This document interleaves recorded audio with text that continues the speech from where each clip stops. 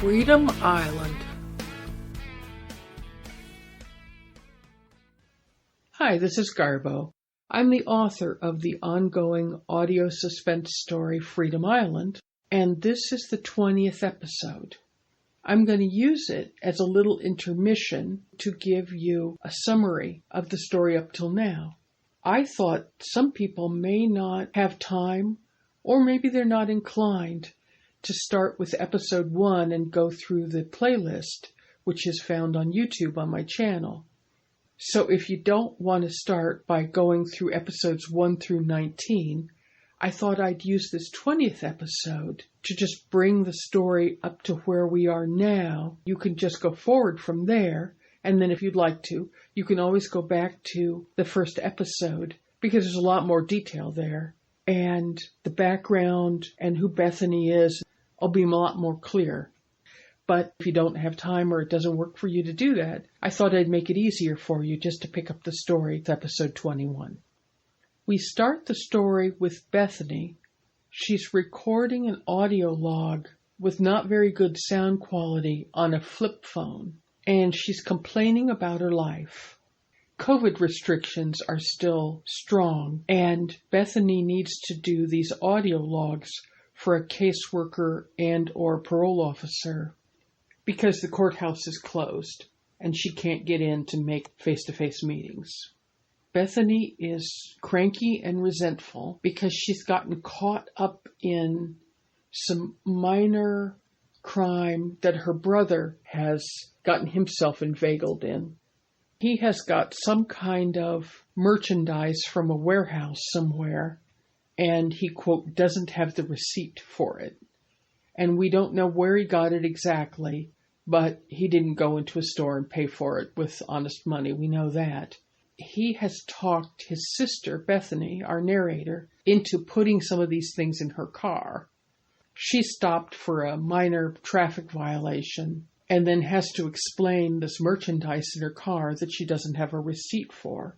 Her family is known to the police, and so is she, because she's been through the drug rehab program for opioid use. The part of Indianapolis where I grew up didn't have serious drug problems until long after I had moved away, and then the curse of opioids just totally took over that whole area of town, especially among people who had lost their jobs. It was a factory town at one time, Indianapolis. So Bethany is from this background, and she's had drug problems in the past, but she's gone through the 12-step process with Narcotics Anonymous, has had a sponsor, and is sober and clean and doesn't do drugs anymore or deal with them or whatever shenanigans were involved there. But when you do stuff like that, the police know who you are, and her family has a variety of petty criminals all around her, including her Uncle Boyce, who she starts out talking about in her audio log. She's aggrieved about something or other he has done and what a bully he's always been. And she's also angry that she feels that people in her family are too watched by the police and picked up for every little problem. She's mad that after she's completed her drug treatment plan and everything, that she's back now in court for something that didn't really have anything to do with her. And I feel that she's sort of lost and purposeless, the way people might be in their middle 30s when they don't have a great career path. They don't have a great education. They've got some stuff on their arrest record. The family isn't that cohesive and held together, you know. I think she's feeling pretty lost and covering it up with this anger. But as we go forward with the story, it's really important to her to draw a line between her own family, who are ne'er-do-wells and people who just mess up all the time and get into these misdemeanor scrapes and these little legal struggles, and against whom the charges are often dropped till the next time. Bethany really wants to draw a line between her family and Uncle Boyce, who has been in prison for a felony he committed in Michigan. He is in a Detroit area program getting ready to be paroled and going to go into a work release program. Bethany does a little bit of internet investigation and discovers that her Uncle Boyce is definitely up to no good. A lot like the Oath Keepers, Proud Boys, and groups like that who wanted to overthrow the government when the election didn't go the way they wanted. Uncle Boyce is definitely attempting to stir up trouble.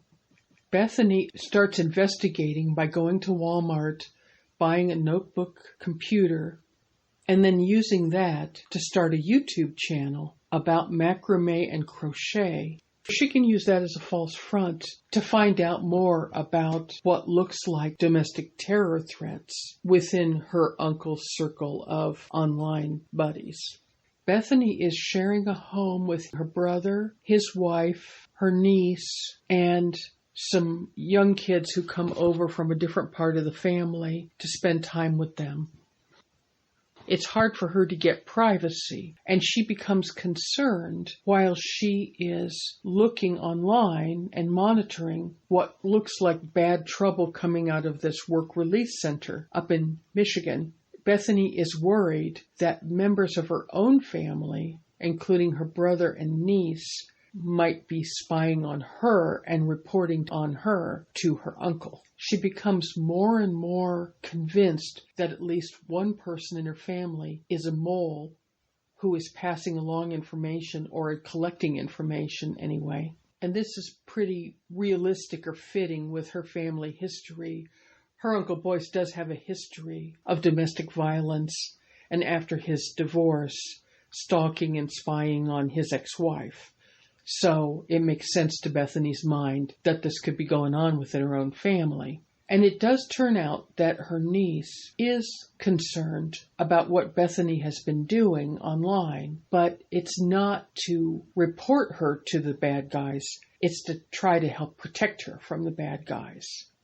On the other hand, Bethany's brother is showing definite signs of being on the bad guys' side, and particularly about showing that he might be interested in white power movements and things, which surprises Bethany as she remembers her brother as being more tolerant and not really having strong views about political things, or this idea of race war and things like that were not anything that she was ever really aware that her brother was involved with. But she's seeing some pretty strong evidence that he may have a secret world he communes with, along with these people that have those beliefs. And she's proved right in the sense of that, as often happens with stories like this, her brother keeps interfering, making her digital devices disappear and things like that. It's clear he's trying to keep her from doing the work that she's trying to do. The work that Bethany has picked for herself is to try to investigate and gather evidence about what her Uncle Boyce and his comrades are doing. She feels that she's not a reliable witness, that because she has a drug history and part of a family which has some criminal convictions behind them, that nobody would listen to her or pay attention to this situation unless she had credible evidence. Over time, as the episodes develop, she becomes braver and more willing to accept risk, to do work that she has taken on as her own. So she's gone from feeling lost to becoming someone with a purpose. Her next step is to try to get closer, to go up to Detroit and see if she can directly observe or collect evidence near this work release center some way. She's not sure how she'll do it, but just the work of getting someone who doesn't travel, who doesn't drive, who doesn't have a lot of money, for her to get herself from Indianapolis to Detroit is quite a journey on her own. And this is what we experience with some of the episodes. She has a place she can stay in Detroit, and when she finally arrives by city bus, she doesn't find the house empty as she expected.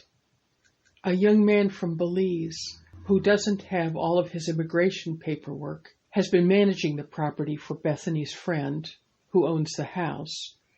And he has attempted to move from that house where he was living to a place of his own. Unfortunately, it's not in a safe neighborhood, and his house there is routinely broken into. He doesn't feel safe, and so in the hope that Bethany will be okay with letting him set up a cot and basic hygiene and cooking stuff downstairs. But the basement's obviously awful. After spending a little time with him and checking out his character and going to an NA meeting with him at a nearby church, she's decided that the two of them can share this house. And she says she doesn't want to keep this information from her friend who told her about the house. And her housemate, Evandro, says not to worry. He will tell Vivian that he is still living in the house, that he wasn't able to move because the landlord who owned the house that was unsafe to live in won't return his deposit. And when he tries to press, that landlord threatens to turn Evandro into ICE for not having all of his immigration paperwork. And so he's stuck. And when we've last left them, they've just become housemates in Vivian's house in Detroit. They both have in common that they've had to leave where they used to live abruptly, and they both have to live undercover lives. Evandro can't be out in the regular world until all of his documentation is together and he has his proper green card. And Bethany is on parole and she's out of state. She's living in a house that she just has a verbal agreement to live in, and she's hiding from her brother who she doesn't trust. In the last scene of episode 19, which is where the story stopped for me to do this intermission, Evandro and Bethany are getting ready to walk over to a grocery store in their neighborhood, and Evandro has warned her that the neighborhood is not wonderfully safe and some shady characters hang around at this grocery store. And he says, frankly, that he's happy to have company with her because he feels like it's safer if two people go together. And he's embarrassed that he doesn't have access to a car and that he can't make it safer for her. And she says, oh, this is a lot like the neighborhood I live in. I know exactly what you mean. And so the two of them have gone to this dubious grocery store together. They need to pay the electric bill, which is about to be shut off. So they're going to go to the customer service desk and pay their electric bill. And then they're going to pick up a few groceries, including Cheerios, which it turns out that they both like. So that's where we are with the story. As the author, of course, I do hope that you will go backward to episode 1 and get some of the details and some of the family relationship stuff in the background and some of the efforts that Bethany has made to get to where she is and why she's come to some of the decisions she has. I think it helps to know who she is to understand why she does what she does. But if it's better for you to just pick up the story with episode 21, I hope this summary has been helpful, and I appreciate your listening. Thank you. Take care.